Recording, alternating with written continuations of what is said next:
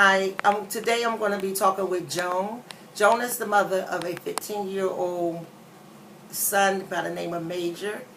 Major has witnessed a lot of different crimes within his community and his neighborhood. And just recently, like 3 months ago, he witnessed his best friend being killed. And so they're in to start doing trauma-focused cognitive behavior therapy with me.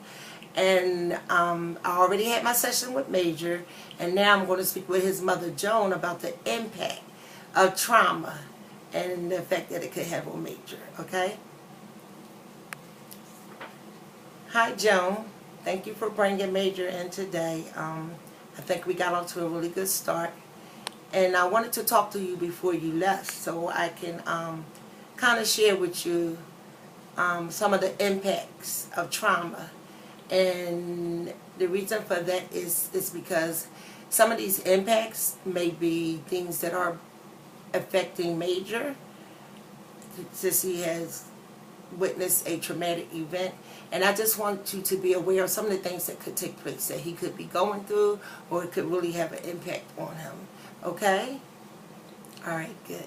So, let me start by talking about the psychological impact of trauma. The psychological impact of trauma is overwhelming to the person who experienced the trauma, and it affects their ability to be able to cope with what happened or what is going on. So he's not processing it in a manner that you might normally process something that took place, like processing getting in trouble and having a cell phone. He understands that he did something wrong.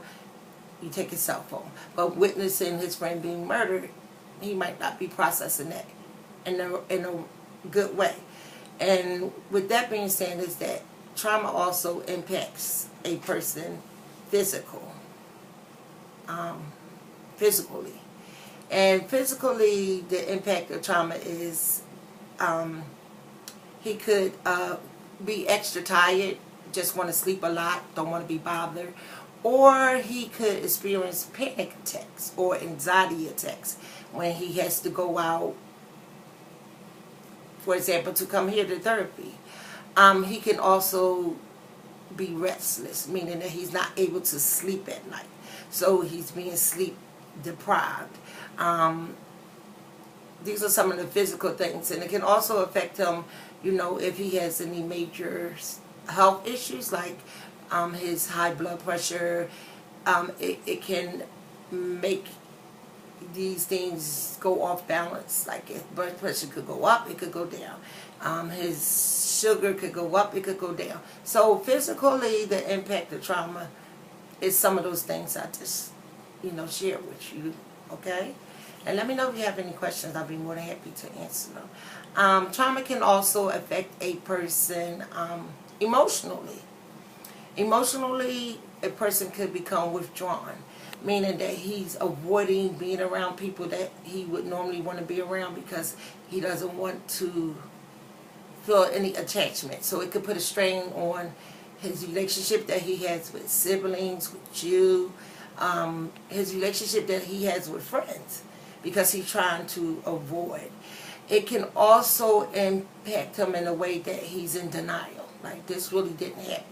He's not accepting it. He wants to not deal with it.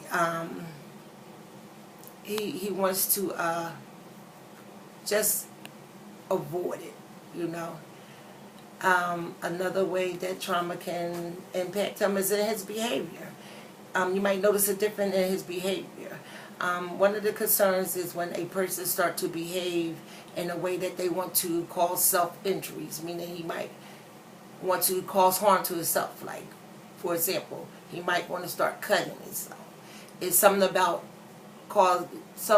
inflicting pain on their own personal self that takes away from the feelings and the thoughts that they are having about the trauma that is going on or that has affected them. Or they might want to do stuff like self-medicate. And by self-medicate, I mean not with prescription drugs. Sometimes it might be substance abuse, marijuana, cocaine, that alters their mind and put them in another place where he doesn't really have to deal with or think about what's going on and his feelings of what happened, you know, something like that. So that's like, you know, using substance abuse. It might cause an eating disorder. You might notice he's eating less, or he's starting to eat more, or he's starting to eat different than he was prior to, you know, what took place. He might become combative. He might want to argue more with his siblings, argue more with you. He might become compulsive. Somebody look like they're going to say something to him, he want to fight. He might want to get in trouble and do things that he wouldn't normally do.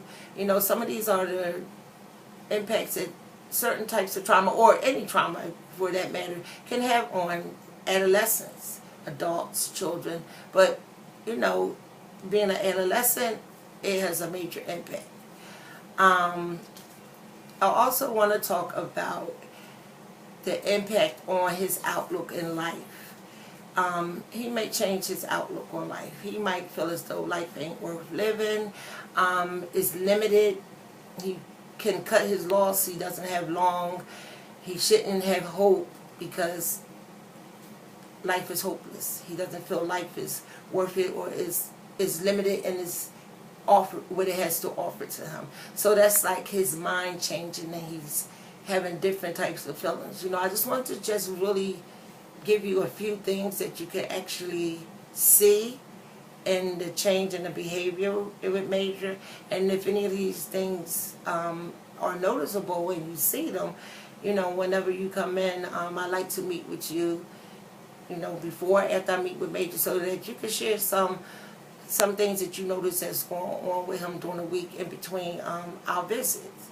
You know, there's other other impacts of trauma, but I just wanted to kind of give you a few things to look at, since, you know, we're about to start this therapy, and I want to know that if you see any of these things, it's very important to share them with me, because I'm able to address these impacts, you know, through therapy. Okay, do you have any questions for me? Okay, great. So if you do, feel free to ask me. You can always call me, and I look forward to seeing you and Major next week. Thank you. That's it. You cut it off?